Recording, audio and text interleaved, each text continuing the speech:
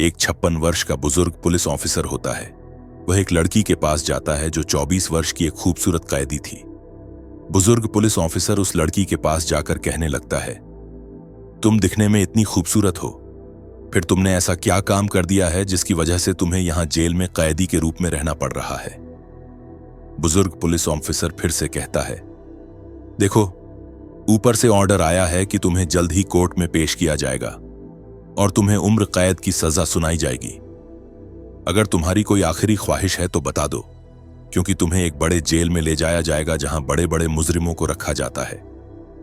जैसे ही यह बात कैदी लड़की सुनती है, वह कहने लगती है, मैं जेल में ही सड़ना नहीं चाहती। कोई तो तरीका होगा जिससे मेरी सजा कम हो सकती है। बुजुर्ग पुलिस ऑफिसर कहता है, तुम दिखने में बहुत ही खूबसूरत हो, मैं भी नहीं चाहता कि तुम्हें उम्र कैद की सजा मिले। फिर कैदी लड़की कहती है, आप ही हैं जो मेरी सजा को कम करवा सकते हैं। इसके बदले में जो भी मांगोगे मैं देने के लिए तैयार हूं। बुजुर्ग पुलिस ऑफिसर मुस्कुराते हुए कहने लगता है, मैं जो मांगूंगा शायद तुम ना दे पाओ। फौरन ही कैदी लड़की कहती है, भला क्या मांगोगे जो मैं ना दे सकूं? मैंने बहुतों को खुश किया है। दोनों बात कर रहे होते हैं, तभी एक पुलिस ऑफिसर वहां आकर बुजुर्ग पुलिस ऑफिसर को बुला लेता है। जाने से पहले बुजुर्ग पुलिस ऑफिसर कैदी लड़की से कहता है, तुम फिक्र मत करो, तुम्हारे लिए मैं सब कुछ कर सकता हूं। इतना कहकर बुजुर्ग पुलिस ऑफिसर जेल घर से बाहर निकल जाता है। सुबह सुबह उस कैदी लड़की के पास वह बुजुर्ग पुलिस ऑफिसर चाय लेकर आता है। वह पहुंचकर लड़की को चाय देता है। लड़की कहती है, मेरी उम्र कैद की सजा के बारे में क्या बात हो रही है? बुजुर्ग पुलिस ऑफिसर कहता है, जल्द ही तुम जेल से बाहर निकलने वाली हो। यह सुनकर कैदी लड़की खुश हो जाती है और कहती है, जब मैं यहां से निकलूंगी सबसे पहले तुम्हें एक होटल में लेकर जाऊंगी। तुमने तो कभी होटल देखा ही नहीं होगा। बुजुर्ग पुलिस ऑफिसर कहता है, जब से मैं पुलिस का काम कर रहा हूं मौका ही नहीं मिला होटल जाने का।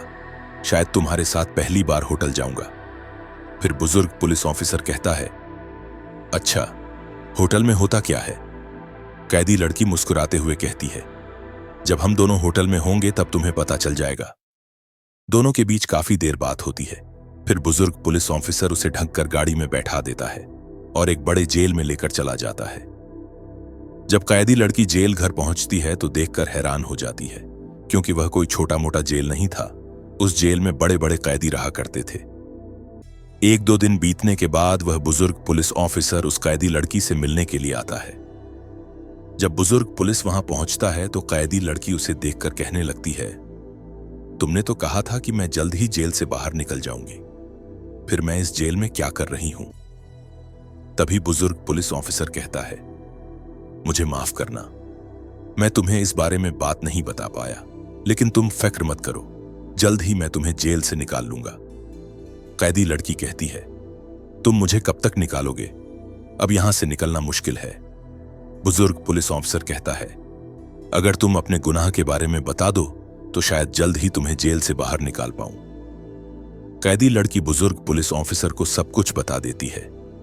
कुछ दिन के बाद उस कैदी लड़की को कोर्ट में पेश किया जाता है। वहां पर कैदी लड़की सच सच बता देती है। कुछ दिन के अंदर ही वह कैदी लड़की जेल से बाहर निकल जाती है। जैसे ही वह लड़की जेल से बाहर निकलती है, वह बुजुर्ग पुलिस ऑफिसर को एक दिन होटल में मिलने के लिए बुलाती है। वह लड़की होटल रूम में होती है। उसे अहमद साहब, बूढ़ा पुलिस ऑफिसर का इंतजार करते हुए काफी देर हो चुकी होती है, इसलिए वह लड़की आईने में अपने बाल संवारने लगती है।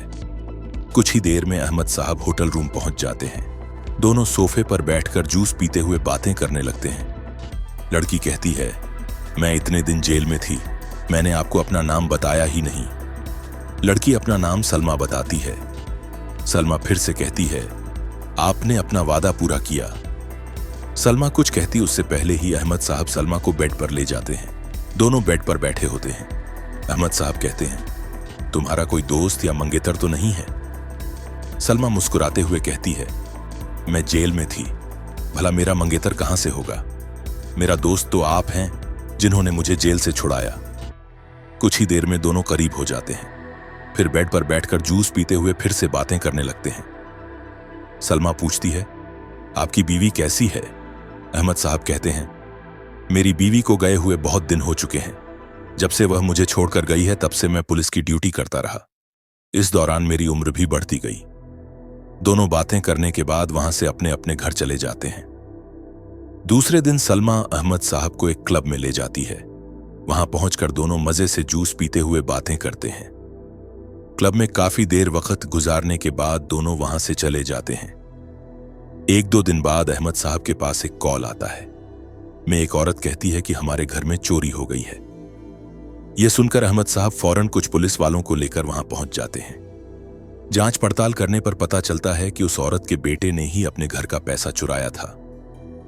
यह मामला वहीं खत्म करके सब वापस आ जाते हैं। एक दिन फिर सलमा अहमद साहब को होटल में मिलने के लिए बुलाती है। दोनों होटल रूम में होते हैं। अहमद साहब कहते हैं, मैं तुमसे शादी करना चाहता हूं। सलमा भी शादी की बात सुनकर खुश हो जाती है। कुछ दिन के अंदर दोनों शादी कर लेते हैं। सलमा घर का काम करती थी और अहमद साहब अपनी पुलिस ड्यूटी करते थे।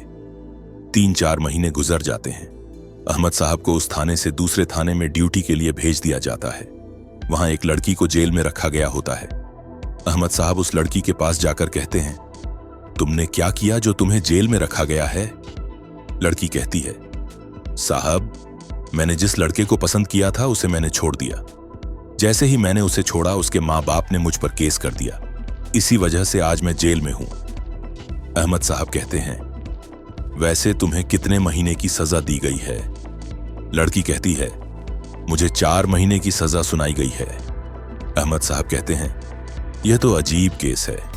एक लड़की अगर किसी लड़के को छोड़ दे तो उसे जेल में नहीं डाला जाता।